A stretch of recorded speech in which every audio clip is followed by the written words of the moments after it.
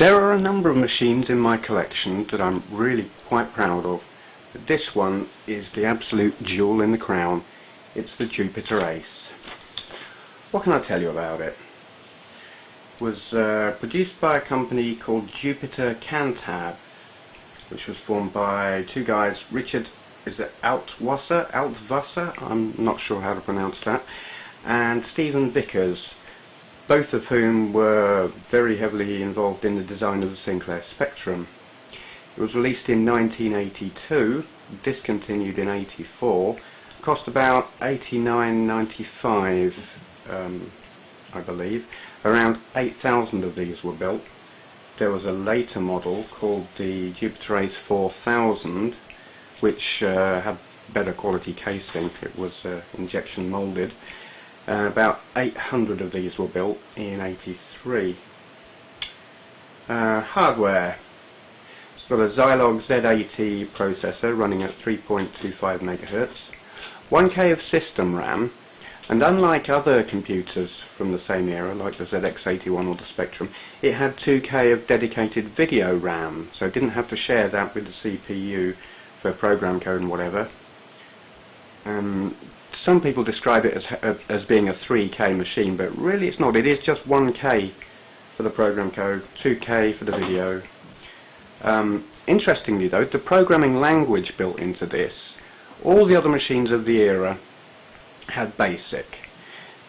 The Jupiter Ace has Forth built into it, which is a much more efficient programming language. It's a lot closer to the hardware, which makes it more efficient, runs faster. It also uses less memory, so 1K running a Forth program is the equivalent to about 2K of a BASIC program. So even though it's got like pathetic built-in RAM, it was more useful than say on an expanded ZX81. The keyboard is squishy, rubbery, nasty, kind of like a Spectrum. And also like a Spectrum, the sound comes from a built-in speaker, tiny little teeny nasty thing that you can barely hear. Fairly diabolical, but still better than a ZX81. Like a ZX81 though, it's black and white. Obviously that put a lot of people off. They'd seen the Spectrum, you know, colour, great. And here's this with black and white.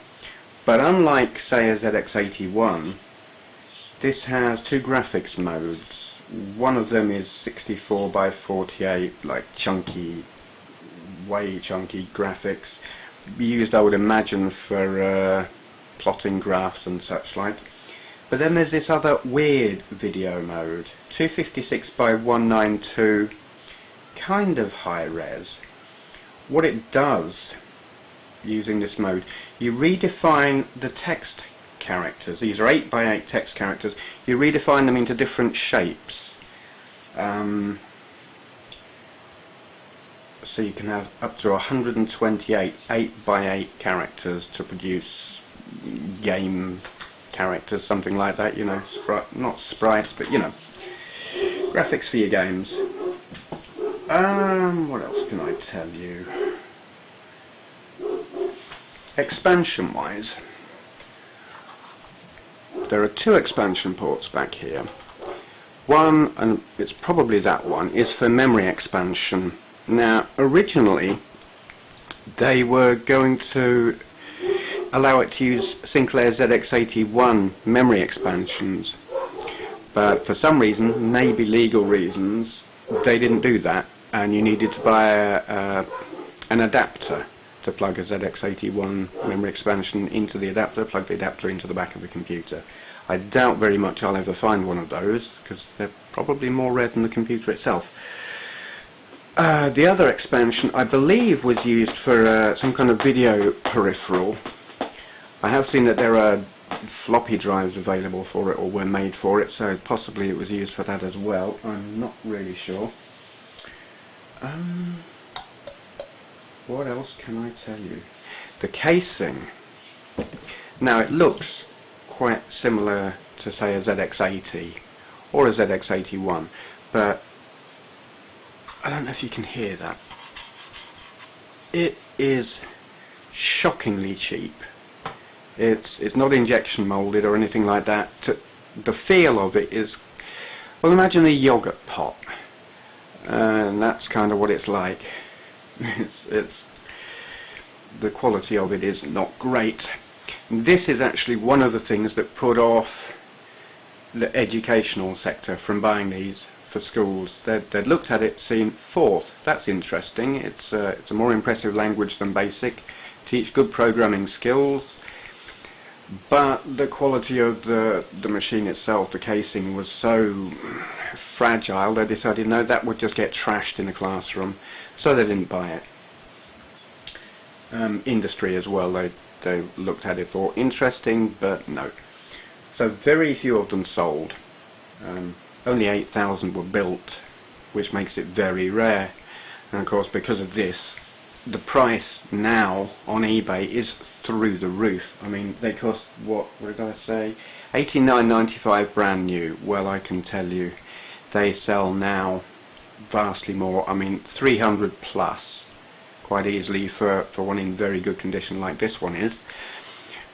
And I wouldn't be surprised if, I don't know, a couple of years from now, they'll be hitting the £400 mark.